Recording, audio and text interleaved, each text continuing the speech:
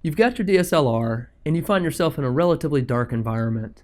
You've adjusted your aperture and your shutter speed and your ISO, and you find that you're maxing out and you're still not able to get a proper exposure. That's when you're going to need a better understanding of flash photography.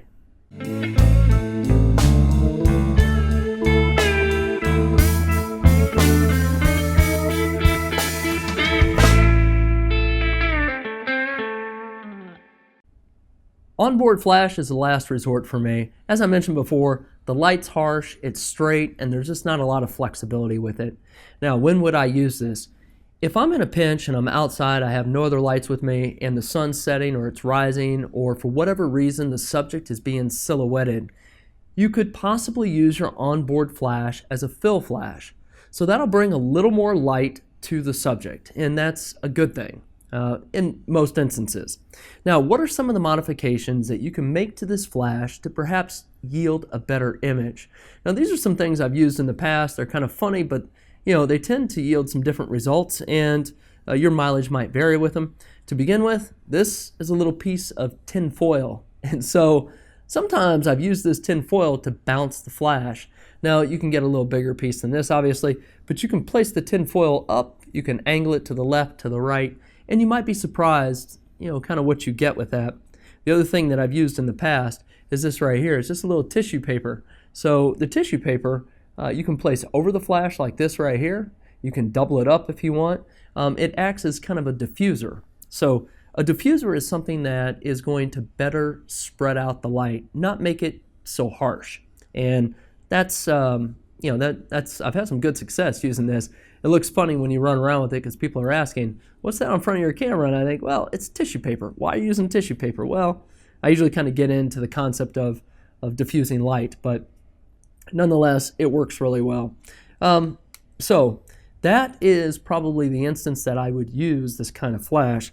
More often than not, though, I do use a speedlight like this right here. Now, the beautiful thing about a speedlight is that this top can rotate. I mean, not only does it rotate forward, so if your subject's out this way, you're going to face the light at them, but more often than not, when you do this, you're still going to get that kind of harsh light. So with a light like this, you can rotate it up, and this will allow you to bounce it off the ceiling and disperse that light, and you're going to find that you'll get a much warmer, nicer image, and we're going to show that as we demo it. But the other nice thing about this is that you can also rotate this to the right, you can rotate it to the left, and you can rotate it backwards.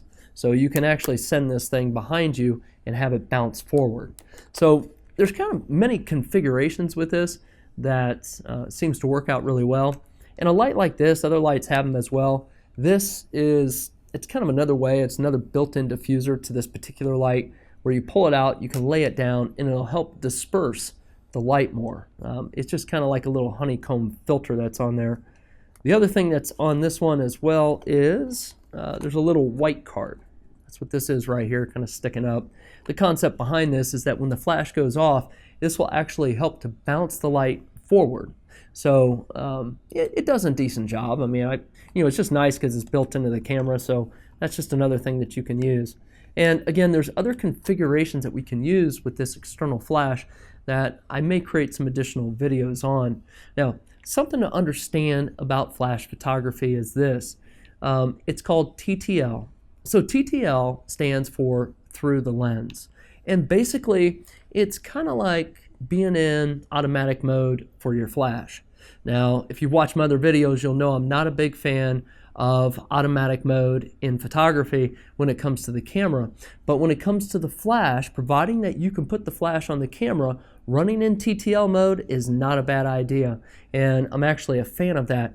It's a way for your camera to talk to the flash and vice versa. It actually helps to better meter and expose for the situation. So what happens is this: when you're in TTL mode on your flash, and keeping in mind that the built-in flash on the camera will leverage the same technology, but what it does is it fires a pre-flash.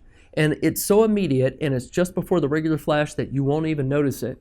But it fires that pre-flash, and it helps the camera to better understand the situation and your light and where it's pointing at. And it takes a reading of the scene, brings it back into the camera through the lens, communicates back to the flash to let the flash know how strong should it fire. So your flash has different power, and so that's the concept of TTL. So when you have a speed light like this right here, you set it on TTL, does that immediate pre-flash. The camera says, hey, I'm going to need you to go full power, half power, quarter power, and bam, it'll send it. So it's actually really, really cool. Now on this flash right here as well, you can set it to manual mode and you can adjust the power. So the power adjustments go in increments, and it's like 1:1, which is full power, and then you got 1/2, 1/4, 1/8, and it steps down from there. So I'll show you what that does as we step into the demo, and I think with all this said, this is probably just a good cursory flyover of the different flashes, and as I mentioned, I'm going to do some additional videos on this, but let's go ahead and jump right into the demos. I've darkened the room here just a bit, and I have just one of my studio lights off to the side. And in front of me, I have this table with some stuffed animals on it. Those stuffed animals will be our subjects. And obviously, they're not moving around. So I think it's going to work out pretty well. And it's kind of dark over there. It might be a little tough to see on video. I'm going to start off in shooting with the built-in flash on the camera. Now, keeping in mind, I'm going to shoot in RAW, and I'm in shutter priority, and I'm set to about 1/100th of a second. When it comes to flash, the shutter speed doesn't really matter as much as if you weren't using flash and you want to go no less than 1/60th of a second. Now, we're going to take our first shot just straight on, and then the second shot, I'm going to try to diffuse it a little bit with tissue paper. We'll see if we can detect any noticeable differences. And then the third shot I'm going to use will be with our foil. So the foil, we'll see if we can kind of bounce that flash maybe off the ceiling. And it is something to think about is, do you have a vaulted ceiling or is it a regular ceiling, and what color are the walls? Now, the lightly colored walls and low ceilings are going to do better than, say, a dark wall and a vaulted ceiling. So just something to think about. Let's go ahead and jump right in, just take a few photos, and we'll see what they look like. As you can see by this first photo, the picture is it is a harsh light just directed right at the animals, and it's to be expected. It's kind of what I thought might happen with a light like this. So again, nothing really special here, but the subject did illuminate and we could capture it. Next up, I'm going to go ahead and put this tissue paper in front of our flash, and we're going to see just what kind of shot we get, if there's any difference at all. So I'm just going to cover it up, just kind of like this right here. Nothing real special. You can actually put it a little bit in front of the flash if you want. And let's go ahead and take a shot. Okay, by looking at this shot, you can see that it's a little bit softer. It's still a straight-on light, right at the stuffed animals. Nothing real special there, but it did soften it just a little bit. Next up is the tinfoil. Now, what I'm going to do with this tinfoil is, you can see the angle of our flash coming off the camera here, and I'm going to take our tinfoil and just place it like this right here. I'm just going to kind of angle it along the same angle as the flash. I don't know how well we can see that, but the hope here is that it's going to take the light and it's going to bounce it straight off the ceiling or something close to that. So with that said, let's go ahead and see what this looks like. All right, as you can see with this shot, it actually looks a little better in my opinion. It's still a little dark. I mean, this little flash is putting out as much power as it can, but if you notice the direction of this light, it's coming down from the top, and it gives it a different look and a different feel. I'm going to try something real quick with our tin foil. I've just expanded it a bit more, and what I'm going to do is try to angle this to the side, and we're going to see if we can get some light off this side wall and see what kind of difference that might make. So the little notch on the top here is not necessarily by design, it's just the piece of foil that I have. So I'm going to go ahead and angle it just kind of like this right here. And again, the goal is to try to make that angle so it comes off the wall and back at our subject. Let's go ahead and see what this gives us. So I kind of like the look of this image. Again, this light is coming from the side, which is kind of nice. And in post-processing, it gives us the ability to kind of enhance it a little bit. The image itself is just a little bit dark, but again, I think it gives it a different look and just kind of a different feel. Now it's time to try our speed light. So what I'm going to do with this is I'm just going to go ahead and slide it straight on top of the camera here, right into the shoe. And it's going to go in just like that. I'm going to go ahead and turn this on. And What I'm going to do here is we're going to start off by taking just a straight on shot, and I kind of expect a similar look as to our built-in flash, because this flash is just going to go straight at the subject and there's really nothing special happening here. I'm in TTL mode here, and so let's go ahead and take a look, see what it looks like. So as you can see by this image, it's a little brighter, and that light again is just straight on the subject. There's nothing really special going on here, but you know, the image is illuminated and it's still brought to life. So next up, I'm going to go ahead and angle this up. And what I'm going to do with this, as you can see, this flash is going to bounce straight off the ceiling. And again, I'm in TTL mode. Let's go ahead and see what we got. Now, as you can see with this image, we have a much broader, more powerful flash here, but it really gives it a different look. Again, this light is coming down from the ceiling, so it's just nice and pleasing in my opinion. Next up, I'm going to go ahead and put this straight down, and I'm going to go ahead and angle this to our left. So it's going to bounce off the sidewall, kind of what we tried to do with the tinfoil when we went to the side with the built-in flash. So let's go ahead and do this and see what it looks like. Now, as you can see, the light is really pronounced as it's coming from the left side of the image, and it gives it a different look, a different feel. Kind of like it. Next up, I'm going to go ahead and point the flash backwards. Now, I do have a wall behind me, and we're going to try to bounce this off the wall, and in fact, it won't go directly back. I'm going to angle this up a little bit so it kind of hits the apex of that wall behind me. So let's go ahead and shoot this and see what we get. All right, so as you can see by this, it is a straight-on flash, but it's a lot more dispersed. The light looks more dispersed, the image is a little more pleasing, and you know, it's kind of a nice shot in my opinion. So with that said, next up, here's what I want to do. I'm going to take this out of TTL mode and we're going to go into manual mode.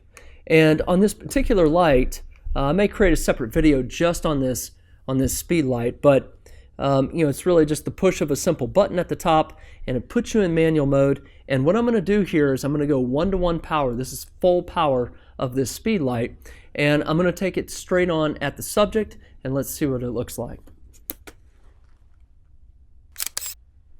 Now, as you can see, this image is way overexposed, and that was to be expected because we're not in TTL mode. Keeping in mind, TTL mode is where that camera's talking to the flash, letting it know just what power to use. When we're in full manual mode, we're basically overriding the camera. If you want to override the TTL on the built-in flash, you can definitely do it. What you're going to do is just hit the menu button, and in the menu, you'll want to go to shooting menu. And on the right-hand side, you're going to want to go down to where it says right here, flash control for built-in flash. And when you hit this, it's giving you the option to use TTL or manual. And you can come in here, select manual, and you'll see it gives you the option to select the power you would like to use for your built-in flash. Now, I recommend leaving this on TTL, but if you wanted to explore and get a little creative with that built-in flash, you can try the manual setting.